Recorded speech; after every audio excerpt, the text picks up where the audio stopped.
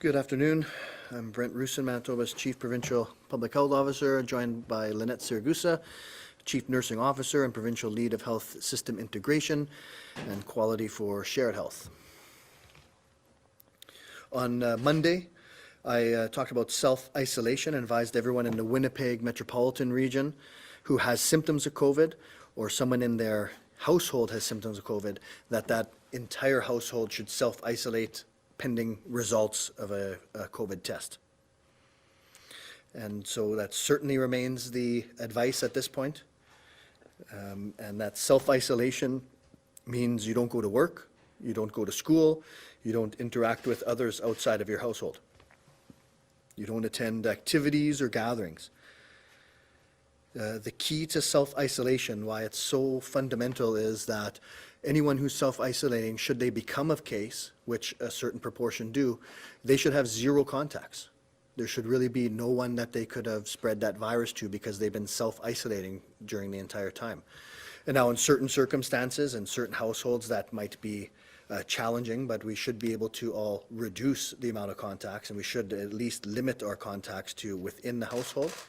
But for the most part, that goal is, if someone is required to self-isolate and they become a case, they should have zero contacts. There should be zero risk to others of acquiring COVID from them, and that's the key of why self-isolation is so important.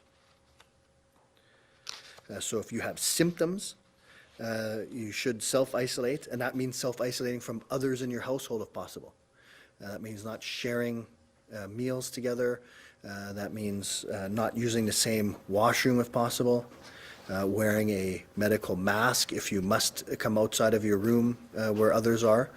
So again, challenging for some, but everyone should be able to reduce their contact somewhat even within their household. But that focus is to not have contact with anyone else when you're self-isolating if possible.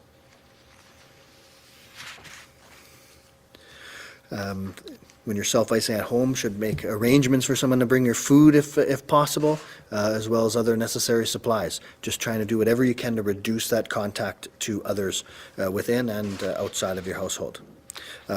Children, obviously this is more difficult, but we can have just one caregiver providing that service, and then that caregiver should be self-isolating as well from others. And so we're advising this in the Winnipeg metropolitan region, but given the numbers in Manitoba, this is good advice for everyone in the province right now. We're trying to implement these measures to get on top of the transmission, bring down that spread of the virus right now. So Winnipeg metro region, given the amount of virus circulating, that test positivity, we need to be doing this throughout the province. Very good idea to start implementing this right now as well. So of course we have to maintain our healthcare system. We have to maintain the ability of our first responders to care for Manitobans. So those people who are essential workers, those that are required to wear PPE at work, would be exempt from the need to self-isolate if they're asymptomatic. Right now under this one. Certainly symptomatic people will need to still stay home pending results. So again, if you test positive for COVID, you're going to have to self-isolate, and that's going to be for a minimum amount of time of 10 days after symptom onset. It could be longer, but it's going to be on the advice of public health when you can no longer need to self-isolate. And again, that self-isolation means from everyone, even within your household. We need to reduce the amount of contacts.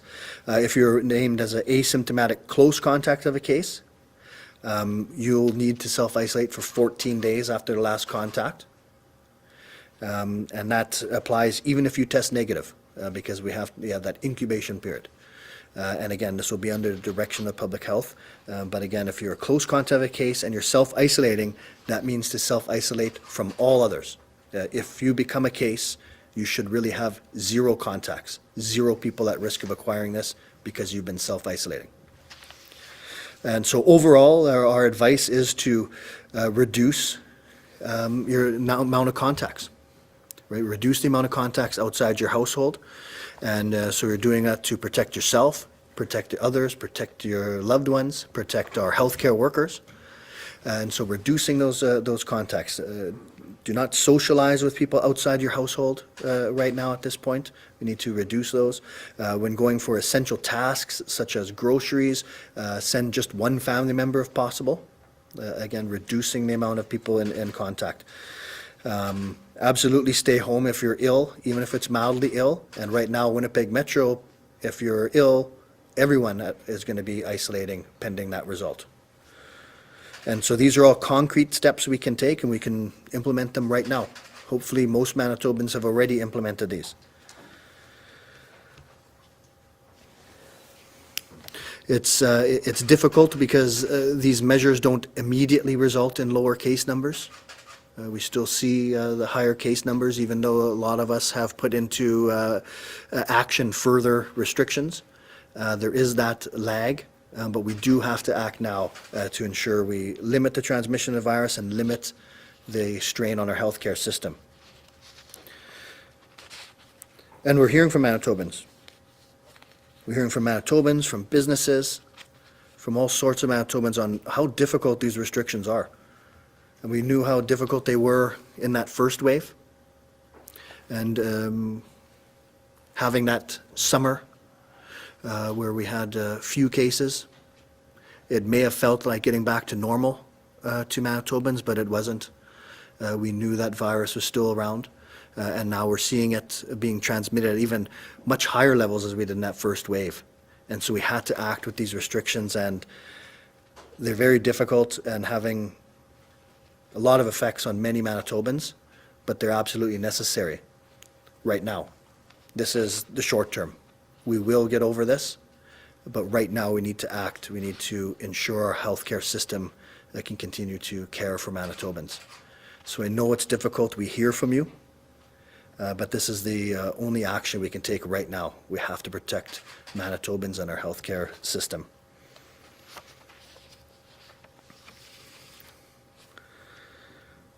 Today, we are reporting 2 additional deaths.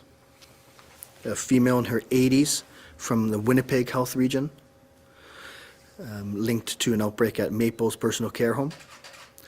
A female in her 90s from the Winnipeg Health Region and linked to the outbreak at St. Boniface Hospital. So we extend our condolences to these families and loved ones, as well as to the families and individuals whose deaths were announced on Tuesday. Our current 5-day test positivity rate is 8.5%. 374 new cases of the virus have been identified as of 9:30 a.m., bringing our total lab confirmed cases to 6,751. Some updates on outbreaks. Parkview Place has a total of 147 cases, 36 staff, 111 residents, and this includes 23 deaths. Maples Personal Care Home has a total of 166 cases, 46 staff, 120 residents, and 8 deaths. Headingley Correctional Center has a total of 112 cases, 25 staff, 87 inmates. An outbreak was declared at the kiosk generating station in Thompson on Tuesday. Public Health, along with Workplace Safety and Health, continue to work closely with the site. Further measures were put into place to respond to the outbreak, such as isolation periods for workers, isolation for cases and for contacts, and isolation for those leaving to the nearby First Nation communities as well. So the case numbers were pending, investigations are pending, and we'll provide an update for that later.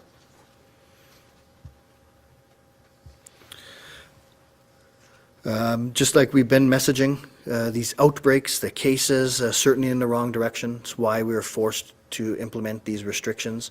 These are the most stringent restrictions we've had in place since spring.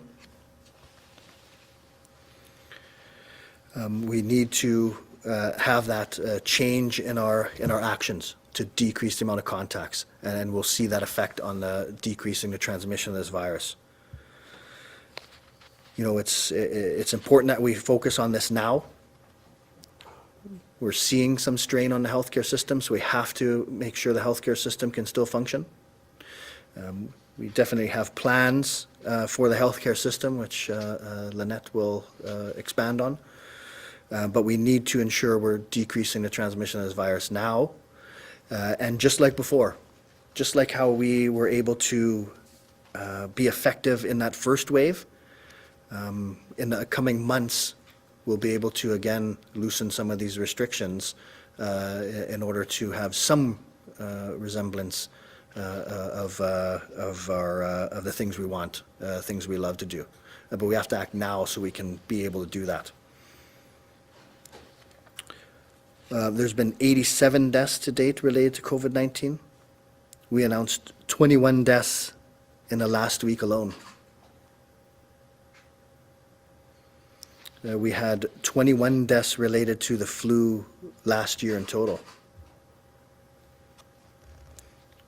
We know right from the beginning, we've learned a lot from over time on this virus, but what we always knew was that this is not simply the flu. This is much more dangerous than the flu, and the flu itself is a dangerous bug. Every year, causing significant hospitalizations, ICU, and death in Manitoba and Canada and throughout the world. But COVID-19 is not simply the flu. This is more serious, and we need to act now. And those are those fundamentals, and that's why we talk about them. Staying home when you're ill, even mildly ill, and now in Winnipeg Metro, when you stay home, if you're ill, everyone stays home pending that result. Very important. Washing your hands frequently, physically distancing, wearing a mask indoor public places. And we've added one more to the fundamentals, and that's getting a flu shot. We know flu virus is on its way to Manitoba, and we have to do whatever we can to limit its impact at the same time as we're battling COVID. So please, I encourage all Manitobans 6 months and older to get that flu shot. For those people who are at increased risk of severe outcomes of COVID-19, those over age 60, underlying medical conditions, immune compromise, you need to take this very seriously and should be focusing on staying home as much as possible, limiting your contacts outside of the home, leaving for essential reasons only. And again, this is a short term. We will get out of this, but right now we just need to focus on protecting those that are most susceptible for severe outcomes, and we need to focus on decreasing the transmission of this virus in our communities. And so again, thank you to all Manitobans who've stepped up. Thank you to our healthcare workers who have been there for us all along. And I'll pass it over to Lanette now. Thank you very much. Good afternoon, everyone. As you know, we have been planning for a significant surge in hospitalizations since the spring. And behind the scenes, I can tell you that the work has taken on a new intensity over the past several weeks. Additional details of the plan should be available for me to share on Friday, following some information sessions with physicians and healthcare workers who are rightfully asking more details about the space, the equipment, the supplies, and of course, the staffing models. So as indicated last week, our planning looks at the creation of incremental capacity in response to rising cases. We are not intending to, nor are we aiming to, create mass number of staffed vacant beds immediately. Rather, we're approaching this in a methodological way to ensure that we are able to appropriately care for the patients who need us, both in those who have COVID and those who are non-COVID. I talked last week about the equipment and supplies, and I touched on the space. And over the weekend and through this week, work has been underway to bring online some of the additional beds that we anticipate we will need in critical care and in medicine. Identifying space that can accommodate expanded or new beds for medicine or critical care began in the spring, and we, at that time, worked with all the regional health authorities to identify what role their facility could support in terms of the right space, the right access to medical gas and suction and electrical that are so important in our ability to provide care.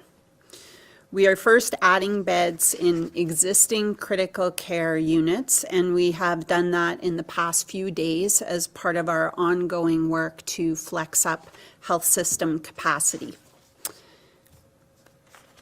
We have 3 new beds added in ICU in Winnipeg over the past weekend.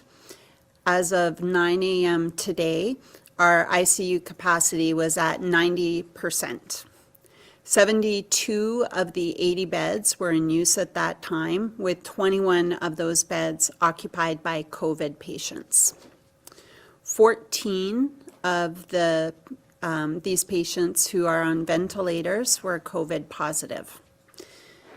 As a reminder, the number of people in our ICUs are a snapshot in time, often changing by the hour. We also have another number of spaces that are available that we can convert to critical care beds throughout the system, including special care units and step-down units.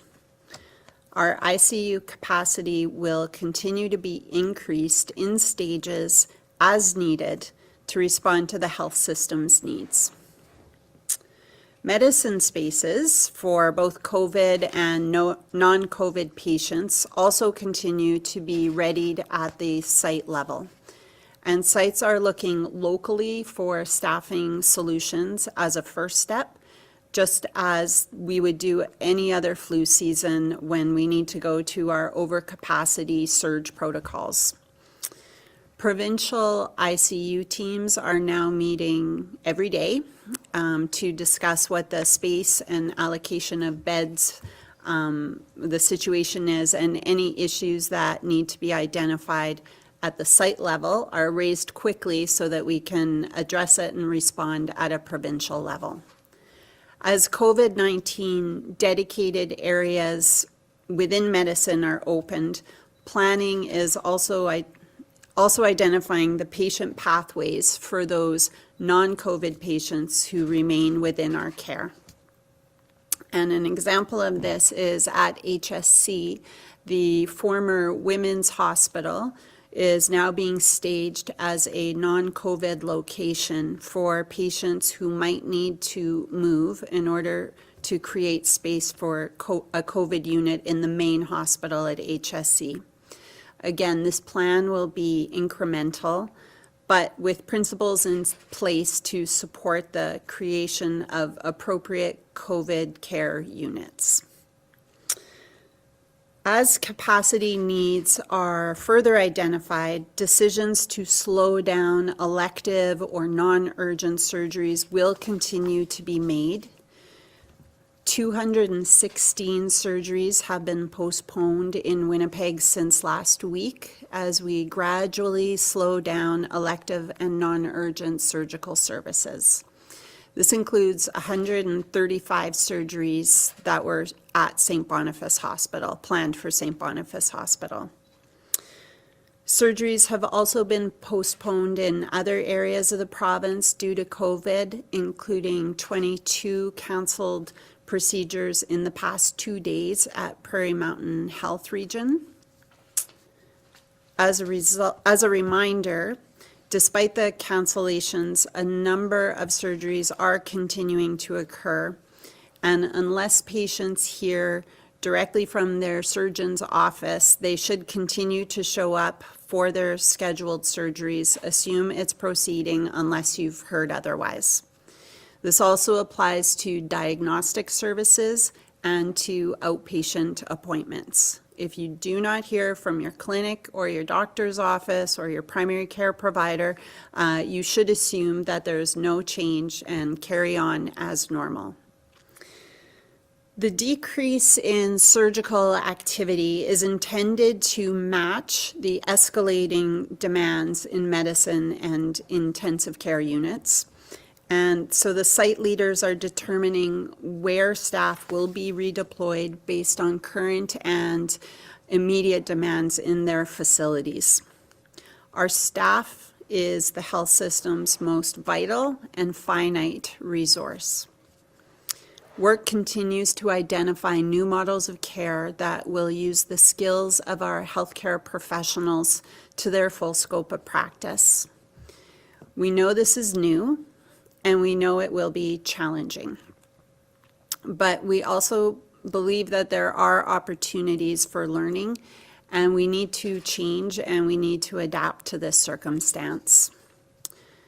We are making every effort to clearly define roles and responsibilities to ensure that our staff and our physicians will be able to contribute in significant ways while being supported and protected.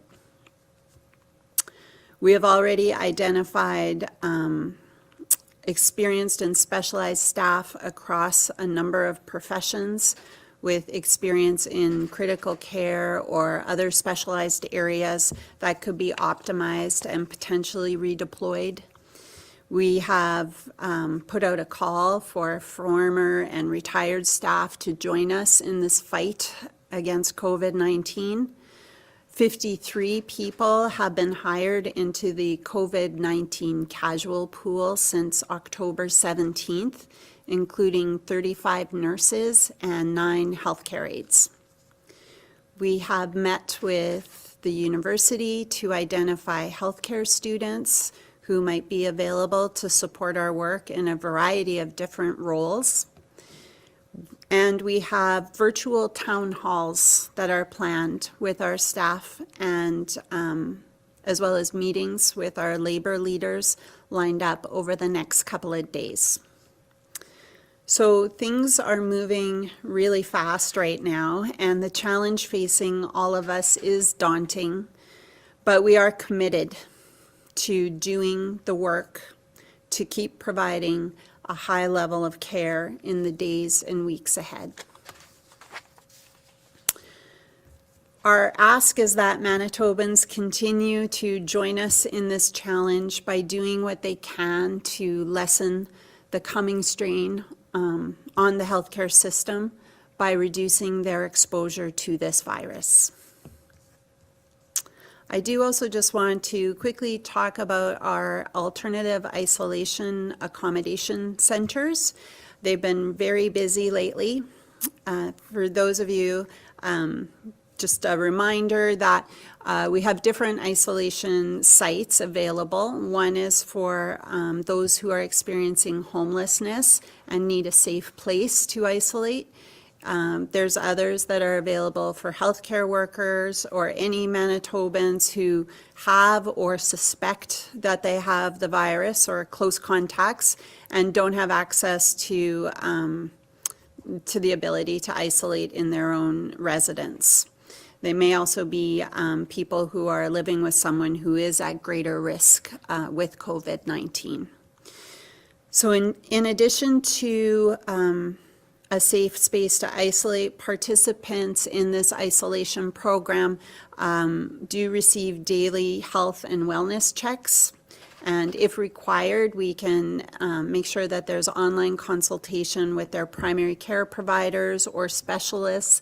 And occasionally there might be an on-site visit with a paramedic to come and do a check-in. So we try and make sure that we have all the safety precautions in place so that people stay connected. Here in Winnipeg, both our shelter and our hotel program are, as I said, very busy. Our shelter program accepted 31 people in the past week, and 30 people also have been accepted into our hotel program. So now there are currently 58 people isolating at the hotel.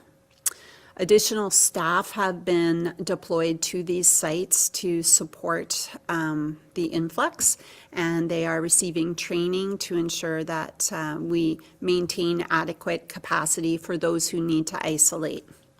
We're also in conversations with government and Homelessness Winnipeg and other community partners about options to expand services.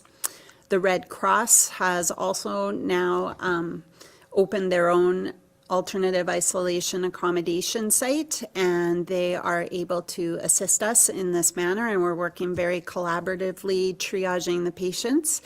And we also are relying upon our recent program expansion in northern Manitoba to reduce client volumes, clients having to come to Winnipeg, keeping them closer to home. The Northern program was established earlier this fall, and there are different sites throughout the region. And as of Monday, 43 people in the Northern Regional Health Authority were isolating and using those accommodations. So that is it for me, and we can open up the line to questions. Thank you. A reminder to our reporters on the line, you will have one preliminary and two follow-up questions this afternoon. Up first from the Brandon Sun, Emily. Thank you. Good afternoon. My question is for Dr. Roussin. And so, as you probably have heard, yesterday it came out that Health Minister questioned the motivation of hundreds of Manitoba doctors that submitted a letter calling for the government to implement a province-wide lockdown, even insinuating that that it was time to cause maximum chaos and that Manitobans need to understand that the government has a handle on the situation. So my question is, Dr. Roussin, do you take into consideration the input or advice other healthcare professionals and doctors in this province when you go about considering decisions with COVID-19 safety restrictions and penalties and that kind of thing? Well, it's a big healthcare system, so I can say that public health is working just like other sections of the healthcare system are working in their areas. So we can't have broad engagement with every health sector when we're thinking about our restrictions and things. Certainly the voices are heard. I meet with other of my physician colleagues. I meet with them frequently. Certainly take into advisement the message that they have, and really the message that came out isn't contradictory to what we've been saying. This is a very important juncture in time. It is critical time that Manitobans, that we turn the tide on the transmission of this virus. And so that letter saying that we do need restrictions, and we have put restrictions on. These are the smallest group size. These are even smaller group sizes than we had in the spring. And so this is as tight of restrictions as we've had since the spring. And we continue to review it. We continue to listen to our colleagues that are on the front lines. But right now, those restrictions were based on the epidemiology we saw. They're very restrictive, and like I said, we've heard from Manitobans about just how restrictive they are and how difficult they are for Manitobans. But we just know they are necessary at this time. Mm-hmm. And okay. Let's see. And so do you disagree with Minister Friesen's comments about the doctors that wrote the letter, and that that it might have something to do with putting it out when they know it might cause a maximum effect of causing chaos on the system, and fear mongering to a certain degree? Well, I don't, I can't comment on the minister's the comments. I really didn't hear them. So, any concerns with that, I think, can be, probably best directed at the minister. What I would say is that, the message that we've all spoke about here in our response to the pandemic is that we are at a critical juncture right now. And so that, letter from physicians is consistent with that, that we Manitobans need to act now. We need restrictions in place. And we've definitely heard that, many Manitobans are struggling with these restrictions. But as we've been articulating, as the large group of physicians are articulating, these measures are required right now. We need to get ahead of this virus. Okay, and my final question also for Dr. Roussin. So I know that in the Winnipeg region, it's encouraged that as many people who can work from home as possible should be doing so. But I know in other parts of the province there are workers whose jobs might be able to be done remotely, but that have transitioned back into an office or external workspace, as cases went down in the spring and summer. But are you recommending that, or would you recommend that, people in other areas of the province work from home if possible, if their jobs can be done that way? Yes. Yeah. Really, public health messaging hasn't ever changed on that. If you're able to work remotely and function just as effectively as being, inside, why not stick with that? It decreases crowding, decreases ability for transmission. So certainly if it can be effectively done working remotely, that's still public health advice, in Winnipeg and throughout the province. From the Winnipeg Sun, Scott. Hello, Dr. Roussin and Lanette Siragusa, Public here, Winnipeg Sun. You said you haven't heard what the health minister said. I'll read it to you. But I wonder at the motivation to produce that letter, to generate it at a time when they would have maximum effect in causing chaos in the system, when the Manitobans need most to understand that people in charge got this. There's 200 doctors, and I think that the list has now ballooned even higher, roughly to around 20-25% of the doctor pool in this province, saying that the public health doesn't have this. Do you agree with what the health minister said? I think that needs to be asked again. Do you agree that these doctors are only doing this to create fear and not to actually point out concerns? Well, I'm not going to speak on people's motivations, right? I don't know many of the doctors on there, so I can't speak to their motivations. I will take the letter at face value that they're concerned, and we're concerned.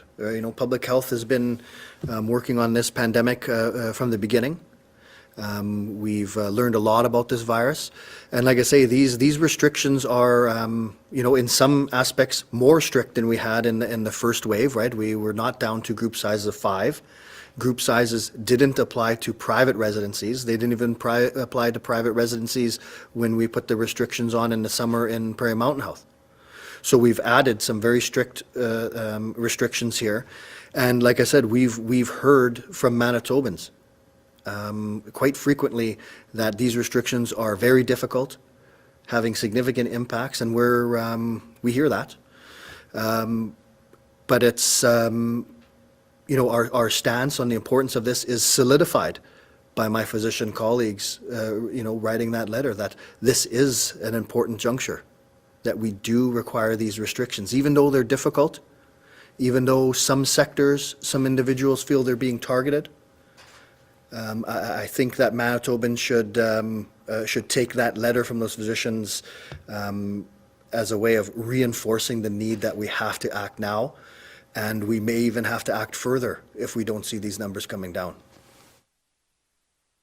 Okay, thanks for that. And what about the part of the letter that talks about doctors and the healthcare system needing more resources from the province? Do you believe that the province needs to be giving more resources to combat the COVID-19 pandemic here? Well, I think that if you look at the healthcare system, before the pandemic, I'm sure if you ask anyone within the healthcare system whether more resources are required, I'm pretty sure the answer would be yes. I think we live in in an area of finite resources. So I know that much resources have been put into the healthcare system, have been put into public health at the beginning of this pandemic, and then again during the second wave. So, so I don't think you're ever going to hear anywhere in the healthcare system somebody say, we have enough resources, we don't need any more. So I think it's always a challenge. And I don't know if, Lanette, you wanted to, for the healthcare system, if you want to add to that. No, we certainly have been putting more resources in. We've been hiring more people. We've been buying more ventilators and beds and equipment where we need. So far, the government, when we ask them for, when we have to buy things to manage this COVID, we have received support. So we will continue as we identify what we need. We will continue to escalate and make sure that we can serve Manitobans. My final follow-up, thanks for that. And my final follow-up then is, Dr. Roussin, do you believe that there should be a curfew right now in place based on, your medical opinion and that sort of thing?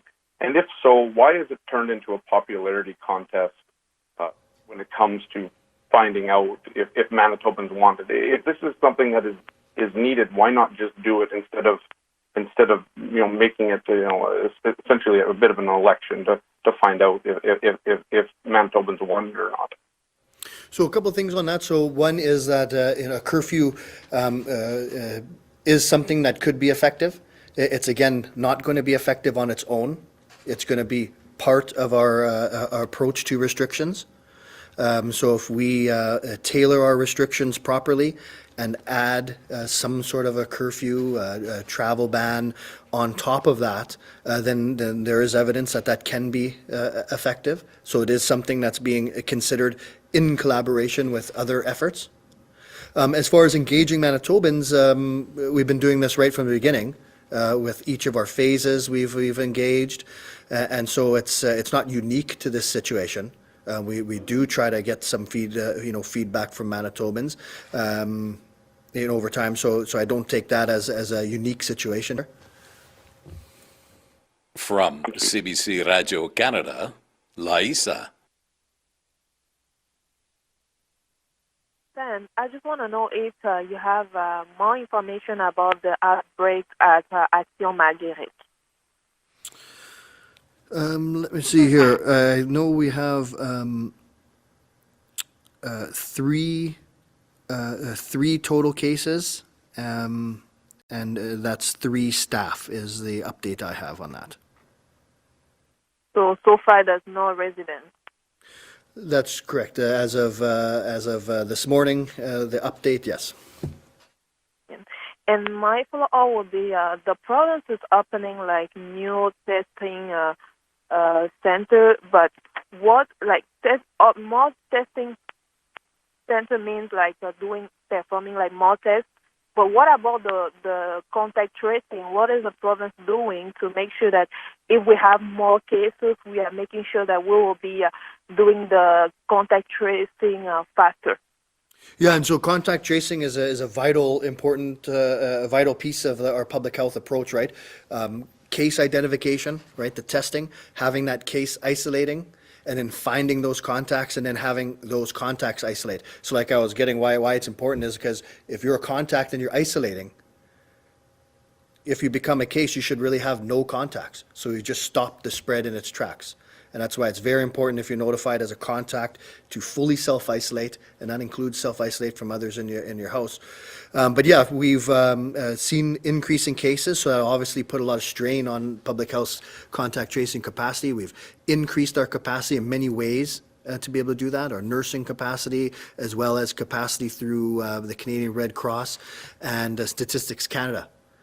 So we now have been able to effectively clear out any large backlog of contact tracing. And so we'll continue to work forward with that because it's quite a vital piece. Thank you. That'll be all for me. From CBC Manitoba, Bart. Hey, Dr. Roussin, it's Bartley Kivas here. On that note, why did Statistics Canada back out of their contact tracing offer last weekend, and when will they be back, and in what numbers? I don't know anything about anyone backing out of something there, Bartley. We can maybe get some info on that, but I'm not aware of anything like that. Okay. What exactly will the Red Cross be doing, and how many people will there be at Maples and Parkview? How long will they be on the ground? Can you give us as much detail as you can about the Red Cross's involvement at Maples PCH and Parkview PCH, please? Okay. Do you have that? No, I think they're working with the, Bartley, I think they're working with the region who's working with the sites to determine what they need, how many they need, what they need them to do. So I haven't been part of those conversations. I just know that they're happening. Okay. All right. We've also seen, you say you've got a backlog in the contact tracing cleared up, but we're still hearing from people saying schools aren't getting to them schools aren't getting, they're not finding out about school results for more than a week. Online results aren't showing up. People aren't getting called. So I'm going to ask you folks again, how many people are devoted to contact tracing? Full-time FTEs, because you keep saying it varies, but how many people are devoted to it, involving both provincial staff as well as volunteers, as well as Red Cross and StatsCan? Yeah, so I don't have that number. I think we can probably get a number for you on the StatsCan and Canadian Red Cross, because they essentially would be devoted to it. We have public health nurses doing contact tracing, but a lot of them wouldn't be just simply devoted to it. They'd be on a rotation because we have other public health things that we're also doing. So I don't know if I could have just a strict number that are devoted to it, but we'll try to get you a better understanding of that.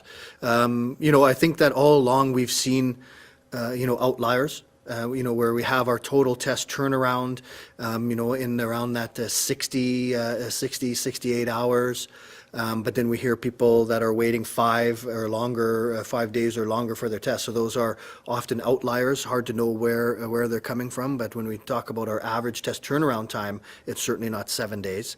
And the same thing goes with our contact tracing now, right? So at one point we had a significant backlog, so there was a delay.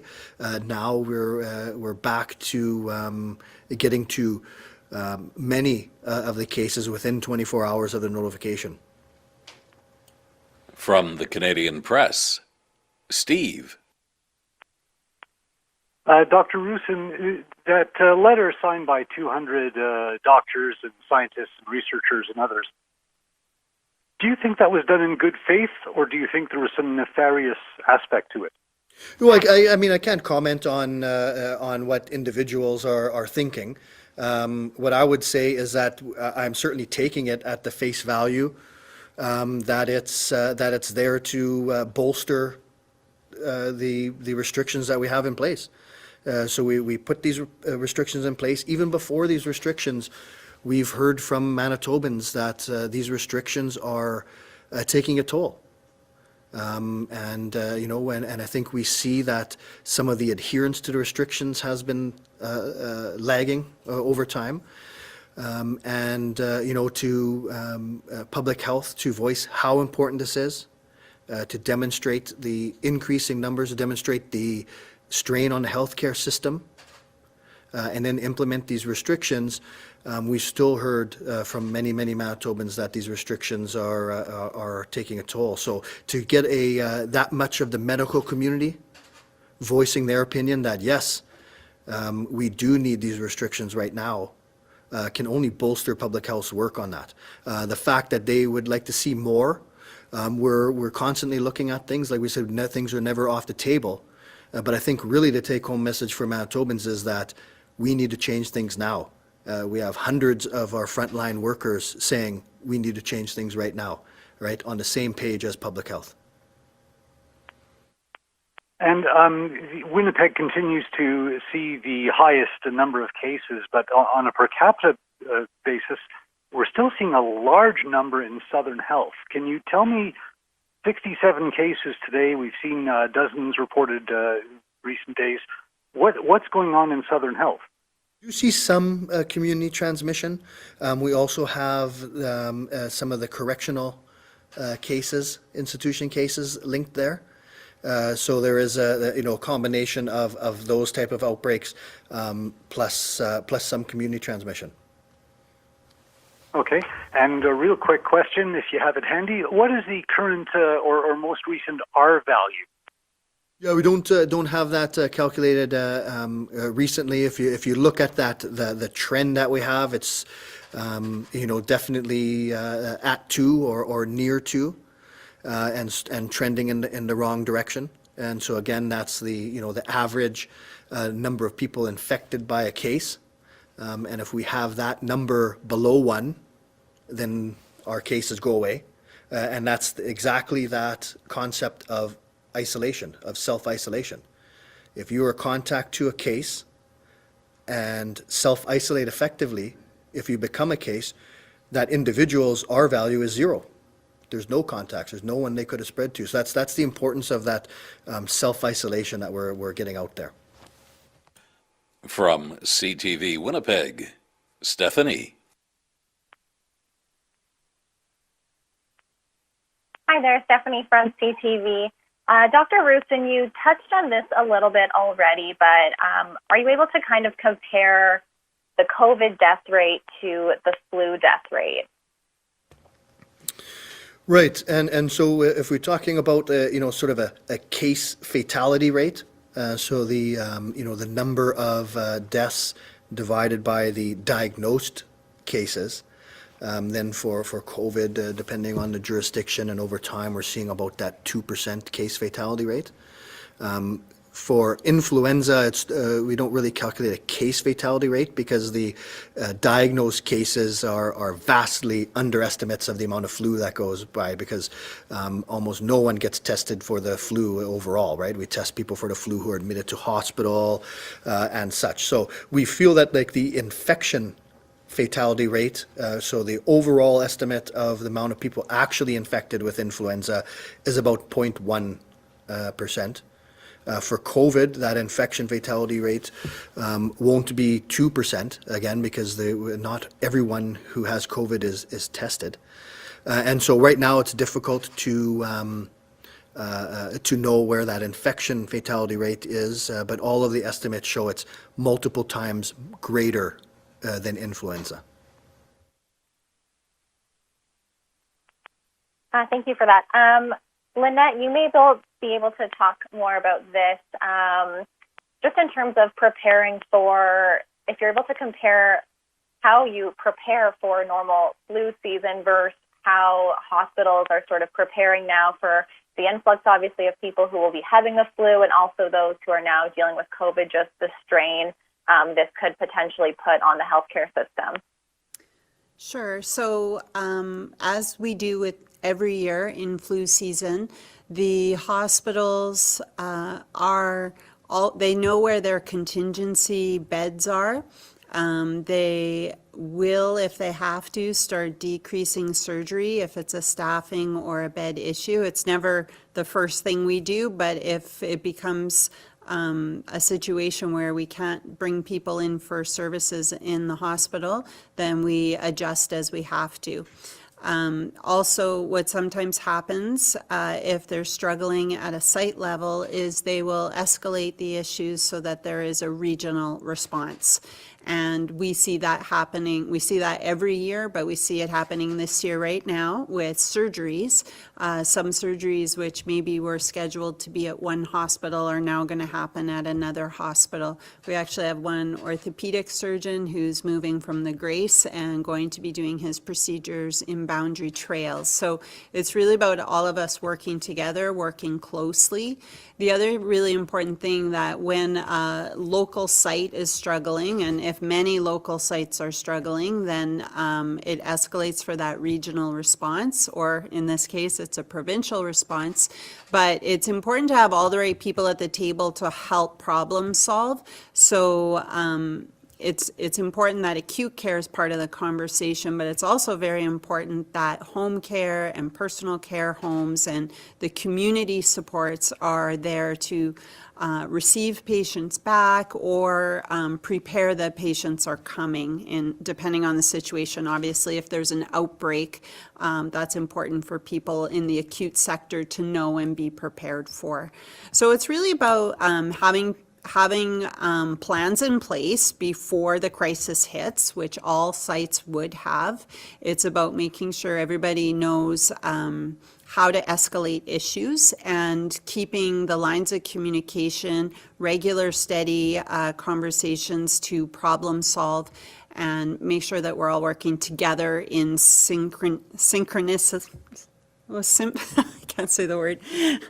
That we're all working together in harmony to make sure that patients get the care they need in the place they need it in a timely way. Thank you. And just last question.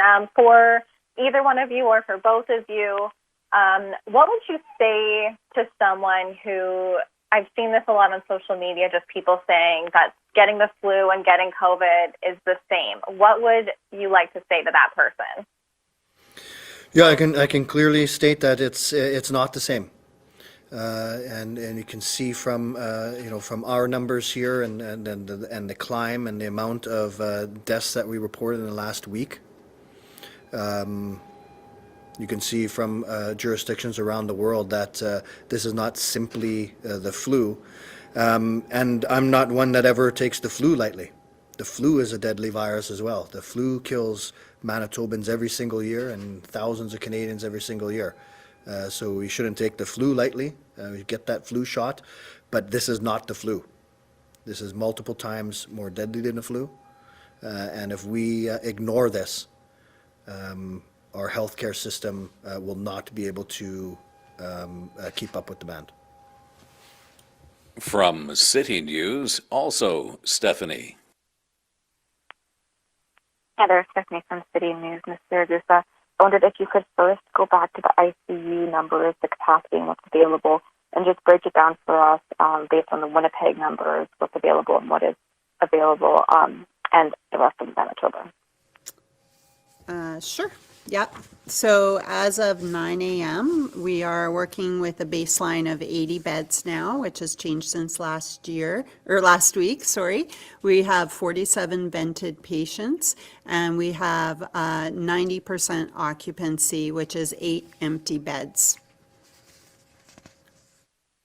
Right, but that's for across the province. Can you break it down for Winnipeg, or is that Winnipeg? Can you just give us that clarification? I don't have it broken down in front of me, but just going by memory, I think there are 6 patients in Brandon right now admitted, so that is specifically in Winnipeg. Okay, and then just a quick question for Dr. Roussin. The province has kind of pledged this week that it was going to get tougher on enforcement. Today there was a group of people who kind of wanted to test that in front of City Hall. What is your response to that, people? I do understand that there were police officers there handing out tickets. Yeah, I don't know the specific situation there, but what I would say is we need to act now as Manitobans. And so we have these orders in place. I think that the nature of how the pandemic developed in that first wave, Manitobans were very adherent to the restrictions, and we saw the benefits of that. As the length of the restrictions have continued on We're now 8-9 months into this. We're seeing that the adherence had declined, and then we see the results of that. And so we had to put these more restrictions on, and we have to make sure we don't have time to just see if people will adhere. We have to start with the enforcement now to ensure people adhere, because we need to decrease the transmission of this virus right now. You've heard that from public health. You've heard that from hundreds of our healthcare providers. Now is a time that we all have to take this seriously, and if it comes down to enforcement, then that's what we're going to have to do. From the Winnipeg Free Press, Danielle. Hi, and good afternoon. Nurse Siragusa, I think my first question is for you today. Can you provide an estimate of how many acute care nurses, physicians, allied health workers who are off as of today due to COVID isolation? You know what, we can't always tell if they're off. Like, we don't have a record keeping system where we can say you're off because of COVID. We know they're off sick, and I can commit to reporting sick times on a regular basis because they are significantly higher than we've seen in the past 5 years. But we don't have it broken down specifically to identify, are they sick because of isolation? Do they have COVID? Or do they, whatever other reason it may be, we don't have that detail. Okay, thank you. And I'll follow up. So I guess then a second question I have today is, based on the number of active cases currently in the province, how many patients are you projecting will need hospitalization in the next week or two? Yeah, it's difficult to have a specific answer to that. What we do know is that the amount that we have in hospital right now, the amount that we have in ICU right now, is based on the numbers we saw about 7 to 10 days ago. So we saw those low, or the high double digits, low triple digits. Now we're seeing upwards of 200, 300 cases. So we expect those numbers to increase because we'll see that 7 to 10 day lag. And so whatever the numbers we're seeing now, we're going to see the effects of those in hospital about a week from now. Okay, thanks. I think I'll cheat a little bit with my third follow-up if you could say what you're preparing for. And then my third question would be related to the N95 stockpile. The Free Press has twice asked for that number, and we've been told to file access to information requests. I'm just wondering if there's no issue with the supply of N95 masks, why not share that number, the number of respirators that we have on hand with the public? I don't know why. I'll look into that, but I can tell you that we have, in terms of supplies, we have a good stock of almost everything, and including N95s. We have at least, I believe, we had a meeting this morning. They said a couple of months worth and more being ordered and on the way delivered. And a really good tracking system now than we did when we started this pandemic in March. We are able to track how much is going where and any practice changes that happen, what that will do to our inventory. So I don't have an exact number, but I can tell you that it is, at least we try and look a couple of months. That's our goal because we know that there's always more coming. But we have good supply. We're feeling good about it, and even more of everything else. The other thing is now we have a lot of different N95s on the market now in circulating in our system. So we have, because when the markets went down, we used to have one or two different brands, and now we have multiple brands. So we've sourced from many different companies. So between them, they are coming in at different times. From Global, Marnie. Good afternoon, Dr. Roussin and Ms. Siragusa. Marnie from Global. Dr. Roussin, we're seeing some people saying they're going to one small gathering of 5 people, and then they'll go to a different small gathering, and as a result, they've gone to multiple gatherings, all like small gatherings of 5 people. But obviously, that's something that you've been advising against. What can be done about that, or what is there anything that could be done about people who are doing that, or what's your message to them? I think the biggest thing that we have to realize is we need Manitobans on board for this, and the vast majority have been on board right from the beginning. But to really come through as a province, to step up, we need Manitobans to step up. It's very difficult to monitor and enforce every aspect of people's lives. So we need everyone to decrease the amount of contacts outside their household. And so we're at the strictest level of group sizes, 5 right now. This is the first time it's been applied to private residences as well. But we really need people to take the spirit of that to mean really decrease the amount of socialization you do outside your household. Very short period of time right now, right? We have this real window here of a week or two where we have to really change what we're doing to get these numbers down.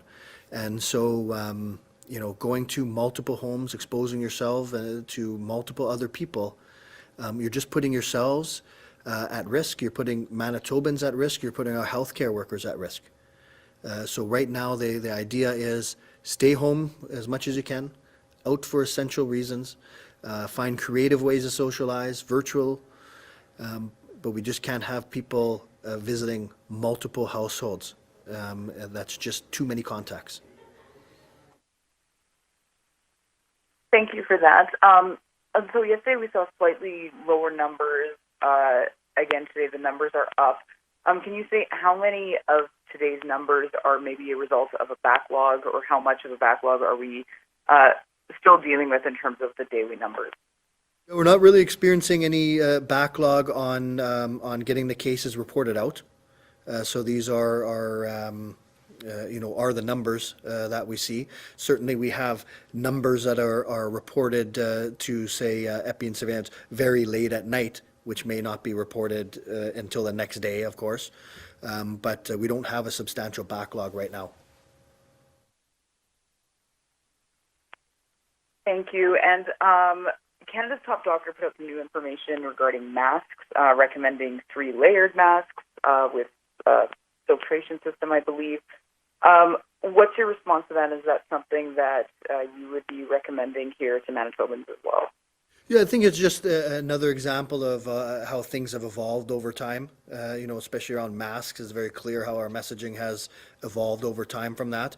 And so we wanted, we mentioned non-medical masks, and you can find on the Public Health Agency of Canada's website some guidance on what constitutes a non-medical mask, and certainly not all non-medical masks are made the same. And now just as we learn more and more, there's more evidence to suggest that if you have that 3-layer mask, that where the internal layer is that filtration layer, then it's even better, even more protection. So certainly a message from me and the message from Public Health Agency isn't to discard all your masks immediately. It's just if you're purchasing more, if you're looking at obtaining some more, we should be looking at those 3-layer masks. From CHVN, Taylor. Hi, good afternoon. Is it common practice for workplaces to ask employees to turn their COVID-19 tracing app off at work? It can be sometimes, especially if you're a healthcare worker and you're working with PPE and you're in the midst of COVID-19 patients all the time. So in some situations it would be okay, because we know that when you're at work and you've got your PPE, if you're in that environment, otherwise it would be triggering. What kind of workplaces would you say would be okay to do these kinds of things, or apps off? Sorry, what was the question? And what kind of workplaces would it be okay to turn the tracing app off? Well, I would say in the environments where you might interact with someone, but you're wearing PPE. If you're protected and you know that you're in the midst of COVID-19 people, then you can turn it off during that time. You don't need to be notified. They're your patients, they're identified, and you're protected. Anything else, I would say you probably would want to have it on if you're not wearing PPE. And Lanette, you said that the province isn't going to be creating mass number of staffed vacant beds immediately, but has the province recently, as in the past month or so, looked at the possibility of creating camps like the one that the Manitoba Métis Federation made? I don't know what the Manitoba Métis Federation has done. Is that like a large mass place where there's multiple beds in one space? Is that like a gym or a shelter almost? They have essentially it's trailers. It's a group of trailers, and one of them can fit about 100 people. Okay, we have looked at that. That is one strategy that if we start running out of hospital, we have quite a lot of ability to manage in the hospital, but if we need more acute care space for COVID because of the numbers surging, that is the third part of our plan, is to look at low acuity settings, large facilities where we can house many people who don't necessarily need oxygen and suctioning, and so their medical needs are less, but they still need some supervision. So that was an RFP that went out in the spring, and we have been planning for that as well.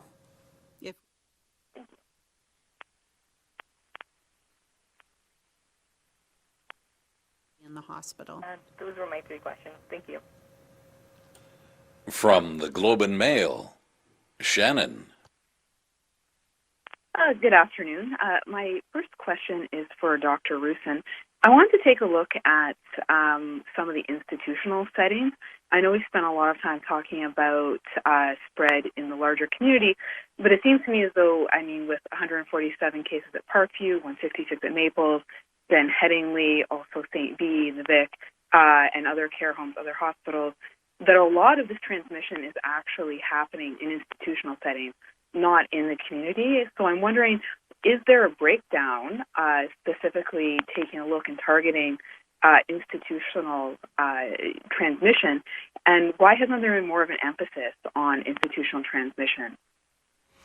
Yeah, and so right from the beginning of this pandemic, before the virus is even here, we knew that these would be some of the most vulnerable settings if the virus is introduced. So we've had safeguards on decreasing the likelihood that the virus would be introduced into these facilities, and we still have those type of safeguards. And then once it is introduced, then we can see the challenge of decreasing the transmission of the virus, as well as you can see the severity in many of these settings, especially the personal care homes. And so there's a lot of outbreak measures in place there with it. So there's always been a focus on protecting the vulnerable institutions, vulnerable settings, as well as other settings that are at increased risk of severe outcomes. But again, none of these institutions are in a bubble. Right? All of these institutions have had their outbreak started from someone coming from the community, whether that's a worker, a visitor. And so really the ultimate way to protect these facilities is to decrease the transmission widespread.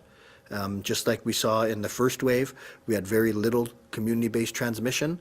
We were fortunate not to see outbreaks in institutions. When we see widespread community-based transmission, it increases the chance of introduction of that virus into these facilities. Sure, thank you for that. My second question is about the proposed curfew. I'm wondering if there's an epidemiological basis for the curfew, and if there is a basis for the curfew, if it could reduce cases, why it's not being implemented now, why it's being subject to a survey and public consideration. So most of the evidence of curfews that have been utilized, is certainly they don't support the use of a curfew on its own. It has to be in conjunction with other type of enforcement activities as well as other restrictions. And so there is, the epi basis for here, as we knew that a lot of transmission, in certain settings that have been largely closed now. We talk about bars and other gathering places. We know that that's going to now shift to more private gatherings. And so that's where a curfew could play a role, but only in conjunction with other type of restrictions. And so we are reviewing now. We're still reviewing the evidence on that. We're reviewing the restrictions we have and what other ones should be in place, either at the same time or ahead of curfew.